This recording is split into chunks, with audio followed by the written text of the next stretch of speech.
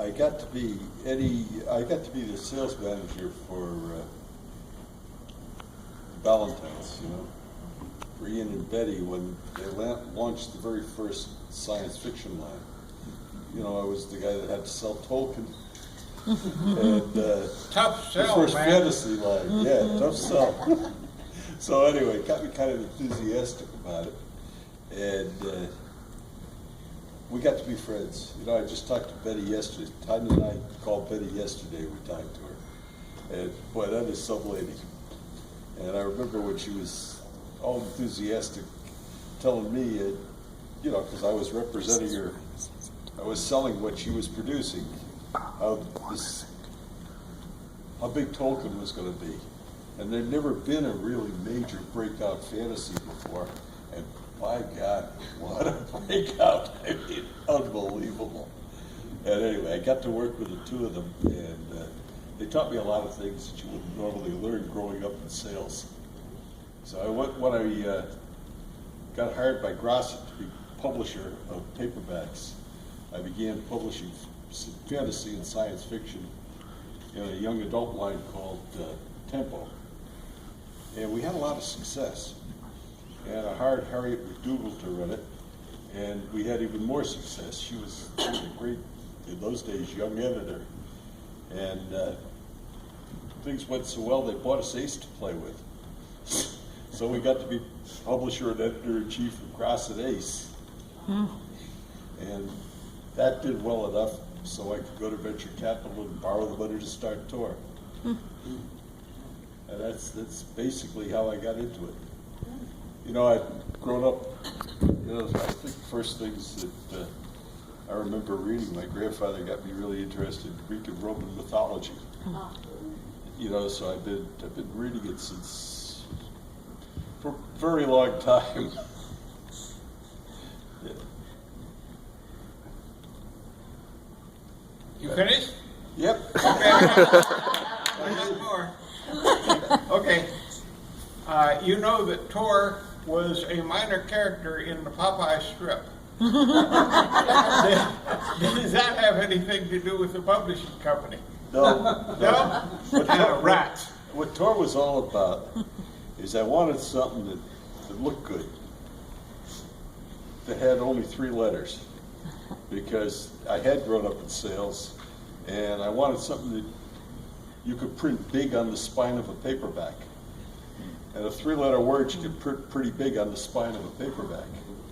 And Tor, of course, is a high rugged crag or a mountain peak. And it made a pretty image with those 3 letters, and I could go out there and create a brand, I thought, with something that was nice to look at and designed so you could have impact. Did you consider gal?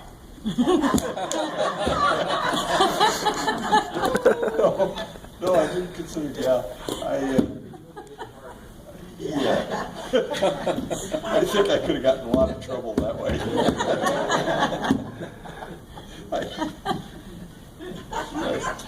It's such fun to be an interviewer.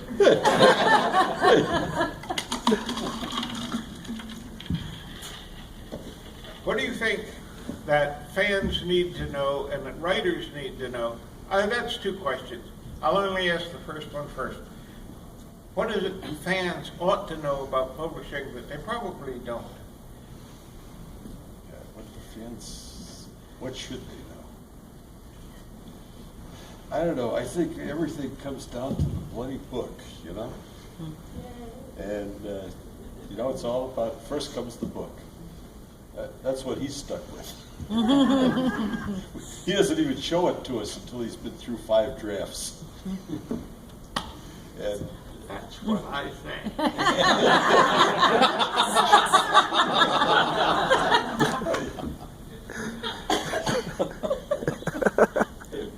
And what the writers need to know about publishing, such as myself. Well, oh, God help us if he knew any more. Okay, what does Joe need to know about publishing? He can't get out. I know Joe's another writer. Yeah. I think the other thing writers need to know is, different editors have different likes and dislikes, different strengths. Even the strongest editors are not equally strong in every variation of the field. And to work with the editor, that they need to know how to get with the editor that relates to them and what they do. I always thought the weaker the editor was, the better. I come to it from a little different side. I may be prejudiced. Yeah, did you ever write a book? Nope. We're even. I never published one.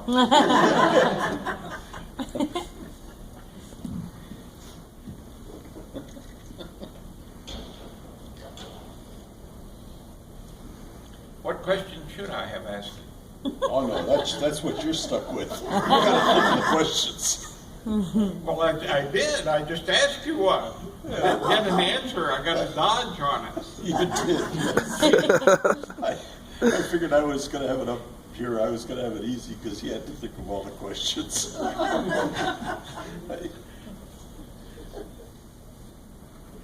Have we questions from the audience? Yes. Yes. Who said yes? Gee, what's your question? Well, she just made the supposition that there would be questions. Oh, Hey, okay. Any questions from the audience? I have a question. yeah. What was your favorite book when you were a kid? What inspired you? Good question. Thank you. What was your favorite book when you were a kid? What inspired you? That is so hard to say.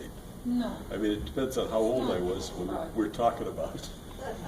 Like I said, I started out, Yeah, let's start before the sexy stuff. I really had a love for mythology, in the beginning. That was, and, that kind of moved me into reading the science fiction magazine.